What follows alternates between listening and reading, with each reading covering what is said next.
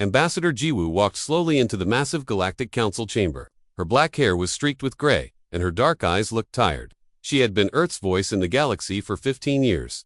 Today felt different. Today felt like the end of something important. The chamber was enormous, built to hold representatives from 47 different alien species. The ceiling stretched so high that clouds sometimes formed near the top. Floating platforms held delegates from worlds Jiwoo had visited many times. She knew most of them personally. Some had been her friends. Her footsteps echoed on the polished floor as she walked to the central speaking platform. The chamber grew quiet. Even the Kelvani traders, who never stopped chattering about profit margins, fell silent. The air recyclers hummed softly, the only sound in the vast space. Jiwoo placed her hands on the podium and looked up at the assembled beings. The Etherians glowed softly blue in their section, their energy forms pulsing with curiosity. The representatives sat perfectly still, their reptilian faces unreadable. The insect-like Mentari clicked their mandibles nervously. Honored delegates, Jiwoo began, her voice carrying clearly through the chamber's excellent acoustics. I have served as humanity's ambassador to this council for many years. In that time, we have worked together to prevent 17 major wars. We have established trade routes that benefit all our peoples. We have created refugee programs that have saved millions of lives. She paused, letting her words settle. Several delegates nodded. The partnership between humans and the other galactic species had been profitable and peaceful for everyone involved. During this time, Jiwoo continued, humanity has served as peacekeepers when conflicts arose.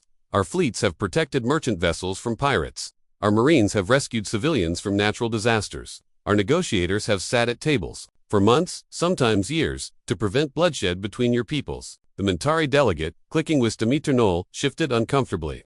Just 2 years ago, human negotiators had prevented a war between the Mentari hives and the Crystalline Collective. The humans had worked for 8 months without pay, sleeping only a few hours each night. We have done this gladly, Jiwoo said, because we believe that peace is better than war. We believe that cooperation is better than conflict. We believe that talking is better than fighting. But now, her voice grew harder.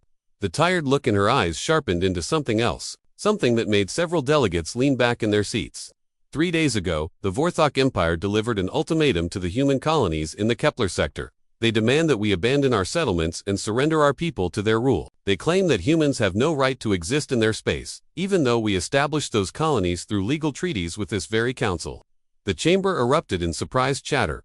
Many delegates had not heard this news. The Vorthok had been expanding their territory for decades, but they had never directly challenged humanity before. Jiwoo raised her hand, and the chamber fell silent again. The Vorthok war commander, Thexkar, sent a message to our colonies yesterday. He said that any humans who do not leave within 7 days will be considered enemies of the Empire. He said that human children will be sold as slaves. He said that human adults will be used for medical experiments. The Etherian delegate, peaceful light ascending, pulsed with distress. Ambassador Jiwoo, surely the Vorthok do not mean this literally. They are known for dramatic statements. Are they? Jiwoo asked. Her voice was very quiet now, but somehow, it seemed louder than before. The Vorthok have conquered 87 worlds in the past 50 years. On each world, they have done exactly what they promised to do.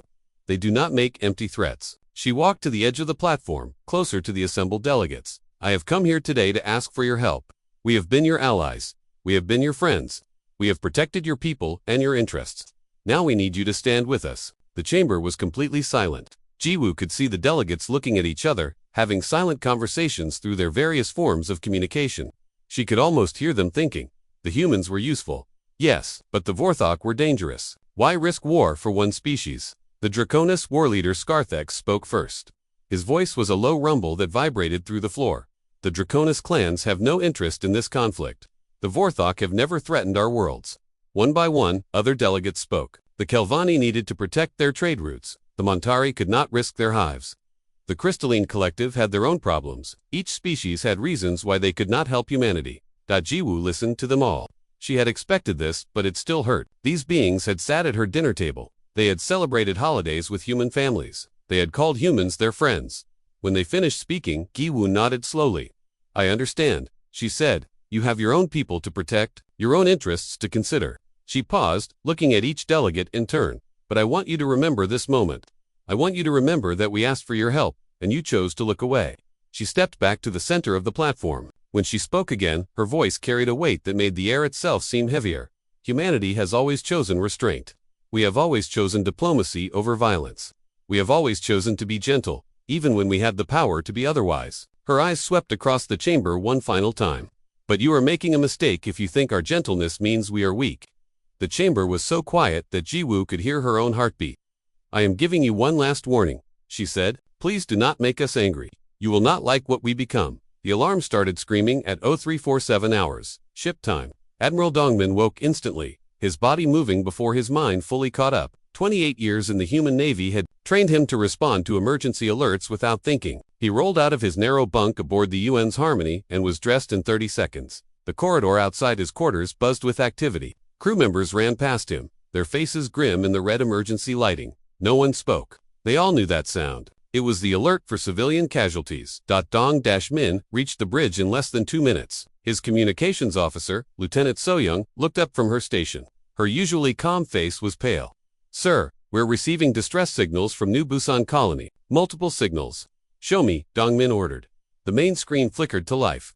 New Busan was a farming colony in the Kepler sector, home to nearly 2 million people.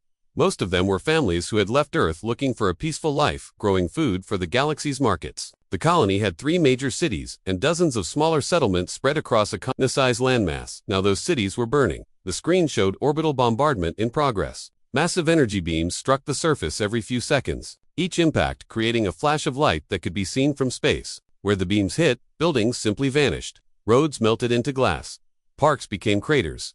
How many ships? Dongmin asked. 12 Vorthok destroyers. Sir, reported his sensor officer. They're in standard bombardment formation. Dongmin watched the destruction continue. Each flash of light meant hundreds of people were dying, maybe thousands. These were not military targets. These were homes, schools, hospitals, shopping centers.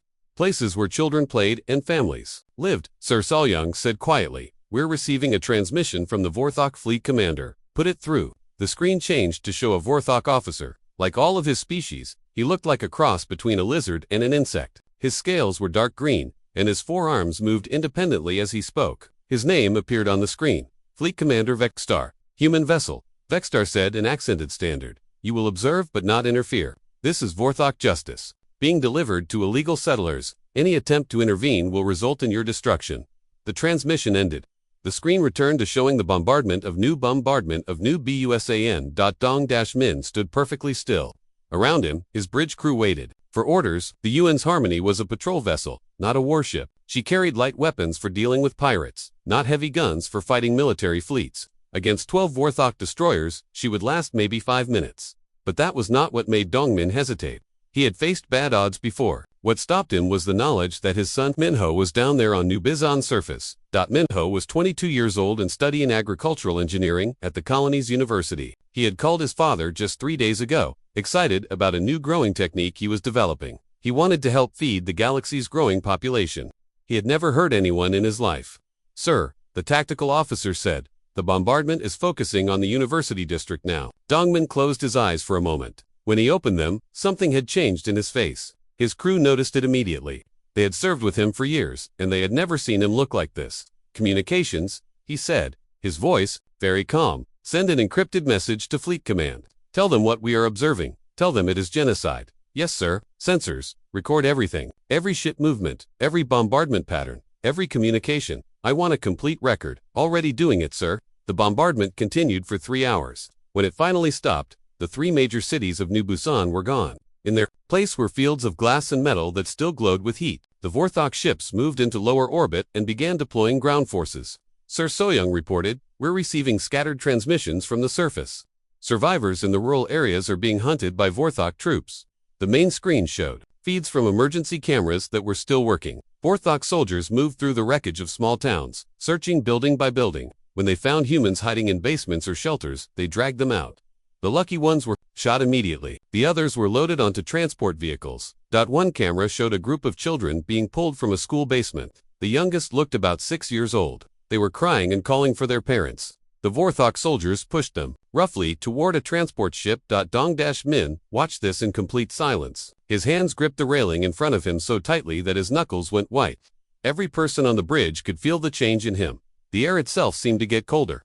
Sir, the communications officer said, Fleet Command is responding. To our report, they're asking for our status and orders. Tell them we are observing. Dongmin said. Tell them we are recording. Tell them we are remembering. The hunt continued for 2 more days. When it ended, New Busan colony was empty, except for the dead. The Vorthok had taken everyone they could find alive back to their ships. According to intercepted communications, they were being transported to Vorthok research facilities and slave markets. 2 million people. Gone. Dong Min sat in his command chair and stared at the empty planet below. His crew worked quietly around him, still recording, still watching, still waiting for orders that would never come, because Admiral Dongmin knew that everything had just changed. The old rules were gone. The time for restraint was over. The galaxy was about to learn what humans became when you hurt their children. Dr. Yunji had not slept for 3 days. Her eyes were red from staring at computer screens, and her hands shook slightly as she reached for another cup of coffee. Around her, the weapons development laboratory on Luna Station hummed with activity that never stopped. The lab had been quiet for years. Most people forgot it even existed. It was buried deep inside the moon, protected by layers of rock and metal. The scientists who worked there had spent their careers developing theoretical weapon systems that they hoped would never be built. They called it insurance research. Now, everything had changed. Doctor, her assistant, Kung Su, called from across the room. The fabrication units are ready for the next test. Youngji nodded and walked over to the testing chamber. Inside the reinforced glass container, a small device sat on a metal table. It looked harmless, like a piece of electronic equipment you might find in any laboratory, but Yuan-ji knew what it could do. Initialize the test sequence, she said. Kyung-Su pressed several buttons. The device began to glow with a soft blue light, then the air around it started to shimmer, like heat waves rising from hot pavement. Suddenly, the metal table simply wasn't there anymore. It had not exploded or melted. It had ceased to exist. Molecular dissolution confirmed, Kung Su reported. The target material has been completely broken down to its component atoms. Yonji made notes on her tablet. Scale the effect up by a factor of 10,000. I want it ready for deployment within 72 hours. Behind her, someone cleared their throat. Yunji turned to see her old colleague, Dr. Luminos, an Etherian scientist who had worked with humans for over a decade. His energy form pulsed with distress as he approached. Yunji. Luminos said in his melodic voice, I have been reviewing your latest weapon designs. These systems are ... disturbing. This molecular dissolution device could destroy entire city blocks. That's the point, Yunji replied, without looking up from her work. But surely this goes against everything humanity stands for. You have always been the peaceful species, the mediators, the ones who prevented wars, not started them. Yunji finally looked at him. Luminos was startled by what he saw in her eyes. Gone was the warm, curious scientist he had known for years. In her place was someone cold and focused, like a machine designed for a single purpose. You want to know what humanity stands for? Yunji asked. We stand for protecting our children. We stand for defending the innocent. We stand for making sure that monsters like the Vorthok never hurt anyone again. She walked to another workstation where a new weapon was being assembled. This one looked like a metal sphere, about the size of a basketball. Its surface was covered in intricate patterns that seemed to shift when you looked at them directly. This is a quantum disruptor, she explained. When activated, it creates a zone where the fundamental forces of physics stop working properly. Matter becomes unstable. Energy dissipates randomly. Living tissue breaks down at the cellular level. Luminos pulsed with horror. Youngji, you cannot be serious. A weapon like that would cause unimaginable suffering. Like the suffering the Vorthok caused on Nubustan. Yunji's voice was very quiet, but it carried clearly through the lab. Other scientists stopped their work to listen. Did you see the recordings from the colony? Did you watch them drag 6-year-old children from their hiding places? She turned back to her work. The Vorthok think humans are soft because we chose to be peaceful. They think we are weak because we tried to solve problems with words instead of weapons. They made a mistake. Across the lab, other teams worked on different projects. One group was perfecting something called a stellar manipulator that could cause a star to go nova. Another team worked on phase weapons that could shoot through any known armor or shielding. A third group was developing neural disruptors that could shut down the nervous systems of entire species. These were not crude bombs or simple energy weapons. These were sophisticated tools of destruction that had been designed by some of the most brilliant minds in the galaxy. Every system was precise, efficient, and absolutely lethal. How long have you been working on these designs? Luminos asked. We started the theoretical research 40 years ago, Youngji answered. After the first contact with aggressive species, we realized that someday, someone might force us to fight.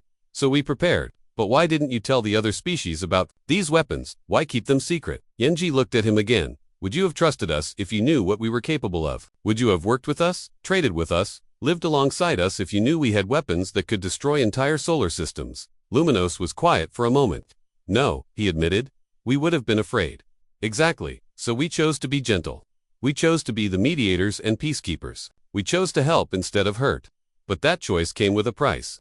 We had to be ready for the day when gentleness was not enough. She walked to a wall display that showed the current status of human military production. Shipyards across human space were working at maximum capacity. Factories that had produced farming equipment were now building weapons. Training centers that had prepared diplomats were now creating soldiers.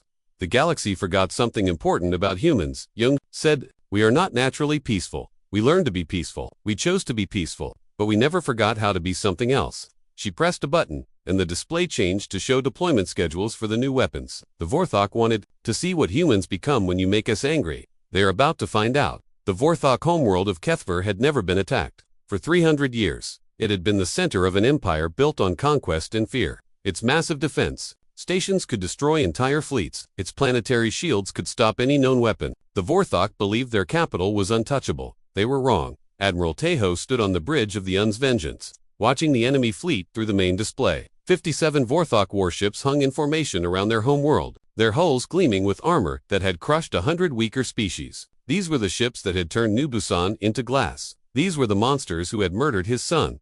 But Tejo felt nothing as he looked at them. No anger, no hatred, no fear. Those emotions had burned out of him 3 weeks ago when he watched the recordings from New Busan. Now there was only purpose. "Fleet status report," he said quietly. His tactical officer, Commander Haewon, checked her screens. "All ships report ready, sir. We have 12 battleships, 36 cruisers, and 48 destroyers. Total crew complement, 96,000. The human fleet was smaller than the Vorthok formation. Under normal circumstances, that would mean certain defeat. But these were not normal circumstances.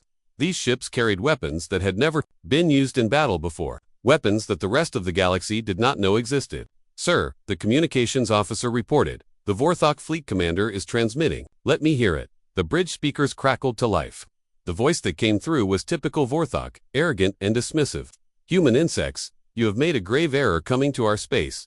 Turn around now and we will kill you quickly. Stay and fight, and we will capture your survivors for our laboratories." Tejo did not respond immediately. He walked to the front of the bridge and stared out at the enemy fleet. Each of those ships represented thousands of murdered civilians. Each one carried the blood of innocents on its hull. "Open a channel to all human ships," he said finally. "Channel open, sir." Tejo's voice was calm and steady as he spoke to his fleet. "Today, we settle a debt. The Vorthok believe they can murder our families and face no consequences. They believe humans are too weak to seek justice. They are about to learn otherwise." He paused, looking at the faces of his bridge crew. These people had all lost someone at New Busan. Like him, they had been changed by grief into something harder and colder. "Remember, our people," Tejo continued. "Remember the children who called for their parents as they died. Remember that. We are here not for conquest, but for justice. Fire when ready." The human fleet opened fire. What happened next defied everything the galaxy knew about space combat. Instead of the bright energy beams and explosive missiles that had dominated warfare for centuries, the human weapons were almost invisible. They struck their targets without warning, and the results were horrifying. The first Vorthok battleship simply came apart. Its hull did not explode or burn. The metal itself broke down into component atoms, creating a brief cloud of glowing particles before dispersing into space. The crew of 3,000 died so quickly they never knew what hit them. A second ship tried to raise its shields, but the human weapon passed through the energy barrier as if it was not there. The massive vessel folded in on itself. Its matter compressed into a sphere the size of a basketball before collapsing into nothing. "What are they using?" screamed the Vorthok fleet commander over the open channel. "What kind of weapons are these?" Tejo did not answer. He watched his tactical display as human ships moved through the enemy formation like ghosts. The Vorthok returned fire with everything they had, but their weapons could not lock onto targets that seemed to phase in and out of normal space. A Vorthok cruiser fired its main guns at the UNS Retribution. The energy beams passed harmlessly through the human ship as if it was made of air. A moment later, the cruiser was struck by something that caused its crew to simply stop existing. The ship continued flying on autopilot, now a tomb filled with empty armor and uniforms. The battle lasted 17 minutes. When it was over, the entire Vorthok fleet was gone. Not destroyed in the traditional sense, but erased from existence, as if it had never been built. 57 warships and over 200,000 crew members had been eliminated without the loss of a single human vessel. The planetary defense stations tried to fire on the human fleet, but their weapons could not target ships that existed partially outside normal space. One by one, the stations fell silent as human weapons reached out across impossible distances to touch them with annihilation. Soon only the planet itself remained. 4 billion Vorthok civilians lived on the surface, most of them unaware that their mighty fleet had just been wiped out. They were not soldiers or conquerors. They were ordinary people trying to live their lives under a government they did not choose. Tejo stood looking down at the world that had spawned the monsters who killed his son. A single command from him could end every life on that planet. His weapons could crack the world in half or turn its atmosphere into poison. He had the power to do to them what they had done to Nuba, USAN. Instead, he opened a channel to the planetary government. "This is Admiral Tejo of the human navy," he said. "Your fleet is destroyed. Your defenses are down. You have 1 hour to surrender unconditionally, or we will demonstrate what happens to species that murder human children." The response came in less than 10 minutes. "We surrender." Ambassador Ji Woo walked into the Galactic Council chamber for what would be her last time. 6 months had passed since the Vorthok War ended, but the chamber felt different now. The same floating platforms held the same alien delegates. But the atmosphere had changed completely. Where once there had been warm greetings and friendly conversations before meetings, now there was only uncomfortable silence. Delegates who used to approach her with smiles and jokes now avoided eye contact. Even her oldest friends in the council seemed afraid to get too close. Ji Woo understood why. The war had lasted only 6 weeks, but in that time humanity had done things that terrified the galaxy. The Vorthok Empire, which had conquered 87 worlds over 3 centuries, had been completely destroyed, not defeated, not occupied, erased. Every Vorthok military base had been reduced to empty space. Every warship had been dissolved into atoms. Every weapon had been unmade at the molecular level. The Vorthok homeworld still existed, but only because humanity had chosen mercy. 4 billion civilians lived under human protection now, their entire military and government gone. The other species had watched it happen and realized they never truly knew their human allies at all. "Honored delegates," Ji Woo began, her voice echoing in the vast chamber. "I stand before you today to deliver humanity's final report on the Vorthok conflict." She activated a holographic display that showed casualty figures. The Vorthok military has been completely eliminated. 700,000 military personnel were killed in action. No human lives were lost during combat operations. Murmurs rippled through the chamber. 0 human casualties against an empire that had never lost. A war it was impossible to understand. "All Vorthok war criminals have been identified and are awaiting trial," Ji Woo continued. "The civilians taken from New Busan have been recovered and are receiving medical treatment. Those who survived." Anyway, her voice caught slightly on those last words. Of the 2 million people taken from New Busan, only 400,000 had been found alive. The rest had died in Vorthok laboratories and slave camps during the 6 weeks it took humanity to mobilize. "The former Vorthok territories have been liberated," she went on. 87 worlds are now free from imperial rule. Humanitarian aid is being distributed to populations that suffered under Vorthok occupation. The Etherian delegate, Peacefullitis, pulsed nervously before speaking. "Ambassador Ji Woo, while we celebrate the liberation of these worlds, many of us are concerned about the methods used. The weapons your fleet employed were unlike anything we have seen before." Ji Woo nodded. "You want to know about our weapons. You want to understand how we did what we did." She looked around the chamber, meeting the eyes of delegates who had once been friends. "The truth is, we have been preparing for this possibility for decades. While we served as your peacekeepers and mediators, we also developed contingency plans." She activated another holographic display. This one showed technical readouts that made several delegates gasp in shock. Molecular dissolution weapons, quantum disruptors, phase shifters that could make ships partially non-existent, stellar manipulators that could cause stars to explode. "These are just the weapons we used in the war," Ji Woo said quietly. "We have others." The Kelvani trade representative chittered nervously. "How many others? What else are you capable of?" "Enough," Ji Woo replied. "We are capable of enough." The chamber fell into uncomfortable silence. These beings had thought they knew humanity. They had seen humans as gentle creatures who preferred talking to fighting. They had trusted humans to mediate their conflicts precisely because humans seemed incapable of the kind of violence other species practiced. Now they realized that humanity's gentleness had been a choice, not a limitation. "The Draconis Scarthek spoke in his rumbling voice. "The Draconis clans have always respected strength, but what you displayed against the Vorthok was not strength. It was annihilation. Complete and total." "Yes," Ji Woo agreed. "It was because sometimes, when you are dealing with monsters who murder children, annihilation is the only language they understand." She deactivated the holographic displays and stood quietly for a moment. When she spoke again, her voice was tired. 6 months ago, I stood in this chamber and asked for your help. I told you that the Vorthok were threatening human civilians. I begged you to stand with us." She looked around the chamber. remembering how each delegate had found reasons to refuse. You chose to abandon us. You chose to let us face the monsters alone. And because of that choice, 2 million innocent people died. Several delegates shifted uncomfortably. The Montari representative clicked his mandibles in distress. Ambassador, we could not have known what the Vorthok would do. We thought diplomatic solutions were still possible. You knew exactly what the Vorthok would do, Jiwoo replied. They had done it 87 times before. You chose not to act because you thought the cost of helping us was too high. You were wrong. She walked to the center of the speaking platform. Today, I am announcing that humanity is withdrawing from the Galactic Council. We will no longer serve as peacekeepers for species that will not stand up for justice. We will no longer mediate conflicts between peoples who abandon their allies when it becomes inconvenient. The chamber erupted in shocked voices. Delegates from dozens of species began speaking at once, their various forms of communication creating a cacophony of sound. Jiwoo raised her hand, and the chamber fell silent again. The power in that simple gesture was not lost on anyone present. These beings now knew what humans were capable of when pushed too far.